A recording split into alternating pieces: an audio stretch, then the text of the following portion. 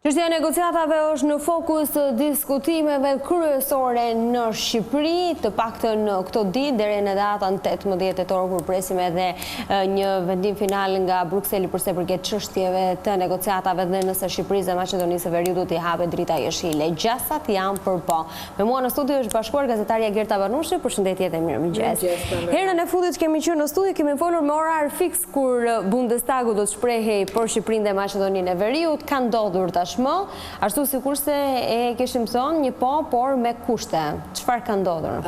Parlamenti gjerman votoi ashtu siç pritej po për Shqipërinë dhe për Maqedoninë e Veriut, por për Shqipërinë u miratua rezoluta e propozuar nga koalicioni i qeverisë CDU-CSU dhe Partia Socialdemokrate. Ky koalicion qeverisës ishte ky subjekt politik, kjo forcë e cila vendosi kushtet për Shqipërinë dhe kjo rezolut u miratua në Parlamentin gjerman mbrëmjen e së enjtes. Në fakt pritej që të votohej po, nuk pritej të kishte ato votat kundër, nuk pritej të ishin 188 vota kundër, pritej që vetëm një parti nga opozita të votonte kundër, por faktikisht për Shqipërinë votuan kundër 3 parti. Kjo nuk e ndryshoi rezultatin, por në dallim me Maqedoninë e Veriut, të cilës votën kundër ja dhanë 2 parti të cilat priteshin që do të ishin pikërisht të majtët dhe alternativa për Gjermaninë, e cila është një parti ekstremit të djathtë, një parti populiste. Por vota e Gjermanisë me sa duket është bërë një apel dhe për vendet e tjera skeptike. Me njëherë pas votimit të Bundestagut gjerman, ministri i jashtëm gjerman bëri një apel për Francën, Holandën dhe për Danimarkën që t'i bashkojnë linjës Gjermanisë duke i dhënë një po Shqipërisë dhe Maqedonisë së Veriut, madje duke theksuar që kushtet e vendosura për Shqipërinë janë një garanci e fortë që sistemi në Shqipëri, dialogu politik do të funksionojë, ky ngërç politik do të zgjidhet dhe do të fillojë të funksionojë në institucionet me kalimin e kohës, që nga konferenca e parë që do të bëhet midis dy qeverive dhe më pas kushtet e tjera të cilat do të jenë në fazën e dytë të negociatave. Mirë, një po për Shqipërinë, por me disa kushte. Çfarë do thotë vendosja e këtyre kushteve dhe ne do të monitorohemi dhe kur fillon zyrtarisht, le të themi, hapja e kapitujve? Hapja e kapitujve fillon në një fazë të dytë, pasi të plotësojnë 2 kushtet kryesore të cilat janë funksionimi i gjykatës lartë dhe i gjykatës kushtetuese, e cila pritet të ndodhë shpejt, nuk është diçka që do të eci paralel me çeljen e kapitujve.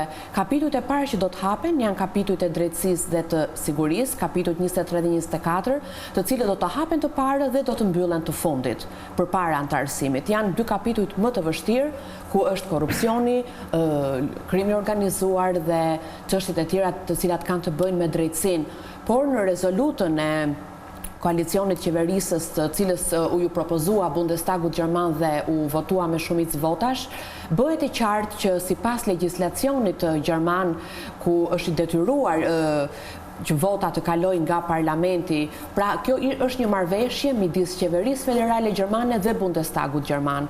Dhe në kuadër të kësaj marrëveshjeje, qeveria gjermane do të monitorojë gjatë gjithë kohës që në fillim deri në fund të mbylljes së negociatave të gjithë procesin. Dhe në qoftë se Gjermania sheh që ka zvarritje apo ka dyshimet e saj, mund të arrit dhe në ndërprerje të negociatave me Shqipërinë. Dhe gjatë gjithë kohës së monitorimit, përveç se do të bëhet nga Komisioni Evropian, Gjermania ka shprehur që do të marrë informacione, do t'i mbledhë dhe nga Komisioni Evropian, edhe nga selia diplomatike pra nga ambasada gjermane këtu. Dhe Bundestagu ka një nga kushtet që ka vendosur kohore, jo nga kriteret tematike të plotësimit të kushteve, por kushti Bundestagut është që në gjatë gjithë kësaj kohe duhet të informohet për procesin e ecurisë dhe se si do të përparojë Shqipëria me kushtet që do të vendosen. Kjo është shumë e rëndësishme. Mirë, ashtu sikur se tham, vendimin e Gjermanisë e pasuan edhe ose le të themi, ka një frymë për po edhe nga vendet e tjera të cilat kanë qenë skeptike, nga Franca edhe Hollanda. Këto ishin informacionet që transmetonin ditën e dieshme në edicionin Ka sinjale pozitive si nga Franca ashtu edhe nga Hollanda. apeli që bëri diplomacia gjermane dhe kancelarja Angela Merkel këtyre vendeve për t'u bashkuar pos për Shqipërinë në samitin e datës 18 tetor, por me kushte. Franca mund të ketë kushte shtesë, mund të ketë njëjtat kushte që mund të ketë Gjermania, por e rëndësishme është që ajo të thotë po në samitin e datës 18. Dhe ka shumë shanse. Këtë e ka sqaruar dhe zëvendës kryeministri në Maqedoninë e Veriut, i cili është shprehur optimist se presidenti Macron së shpejti do të japi një sinjal pozitiv për të dyja vendet. Një gjë është e sigurt që të dyja vendet janë bashkë, pra ponja do të jetë, nuk do të ndahen, ashtu siç ishin bashkë dhe në muajin qershor, dhe këtë vit vendimi do të jetë për të dyja vendet. Dhe me sa duket kemi disa sinjale pozitive edhe nga Franca, edhe nga Holanda, të cilat do thonë po me kushte. Holanda në datë 8 do të ketë në seancë plenare debatin dhe votimin për Shqipërinë dhe për Maqedoninë e Veriut. Është hera e tretë që parlamenti holandez do të voton, shprehet me vot, dhe dy herët e para ka votuar kundër çeljes së negociatave për Shqipërinë, ndërkohë që vjet u shpreh pro hapjes së negociatave për Maqedoninë e Veriut dhe këtë qershor u shpreh kundër hapjes së negociatave për Maqedoninë e Veriut. Dhe është hera e parë që kjo vot kalon në Bundestagun gjerman, në parlamentin gjerman. Ndonse Gjermania njësoj si Holanda e ka me detyrim që vendimin do ta marrë legislativi, jo qeveria, propozimin do ta bëjë qeveria dhe vendimin do ta marrë parlamenti, nëse në dy herët e kaluara Holanda është shprehur kundër me vot në parlament, Gjermania nuk e ka kaluar në rend dite as pak në Bundestagun gjerman, duke vendosur që ta kaloj vetëm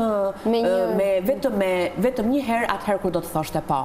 E kuptoj, mirë, ndërsa duket se çështja e negociatave ka ulur retorikën politike edhe në Shqipëri dhe në Maqedoninë e Veriut, duket se të gjithë janë fokusuar te çështja e negociatave dhe një pohë që të dyja vendet presin në Kosovë. Vazhdon fushata zgjedhore? Sigurisht që vazhdon, bile si është afruar më shumë zgjedhjeve, të dielën në datë 6 në Kosovë kemi zgjedhje.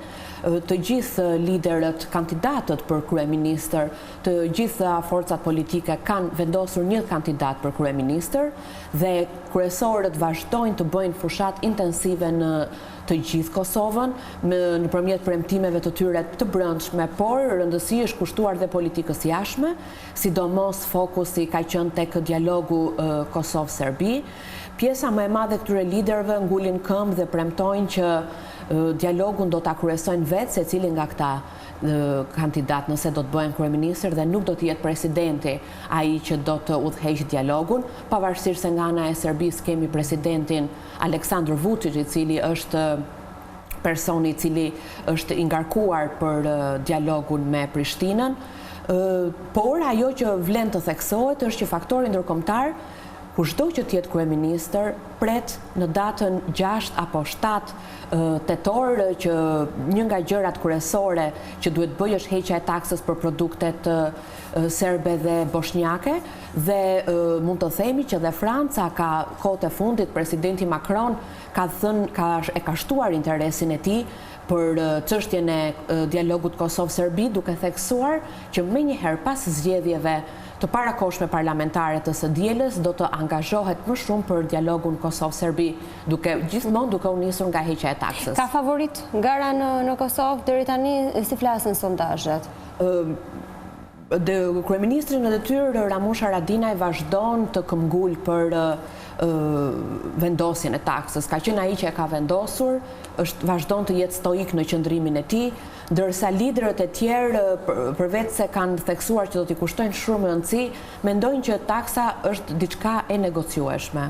Pra, ndoshta mund të kemi një pezullim apo për të kaluar më pas edhe për një heqje, por të gjithë kandidatët e kanë në fokus dialogun Kosovë-Serbi, madje shumë prej tyre e kanë nisur fushatën dhe premtimet edhe nga vendet ku ka serb në Kosovë, duke menduar që duke nisur nga serbët e Kosovës dhe nga problematikat e tyre, do të jetë më e thjeshtë për të ulur më pas në tryezën e dialogut me Serbinë. Nuk e di pse më tingëllon edhe si një lloj referendumi për taksën këto zgjedhjet që do të mbahen në Kosovë në datën 6 tetor, kujt lideri do t'i besën më shumë edhe një lloj qëndrimi? Referendum është edhe një shans më shumë dhe për liderët e tjerë këto zgjedhjet parakoshme, nga momenti që dialogu ka tashmë një vit të plot që është pezulluar dhe të gjithë duan një zgjidhje të këtij për të avancuar më tej, sepse është në interes jo vetëm të dyja palëve, por dhe të gjithë rajonit. Ishte shumë mirë si që këtu mëngjes me mua në 7:05, si javë të mbarë. Mirë, do të ndalemi në një hapësirë të shkurtër reklamash, më pas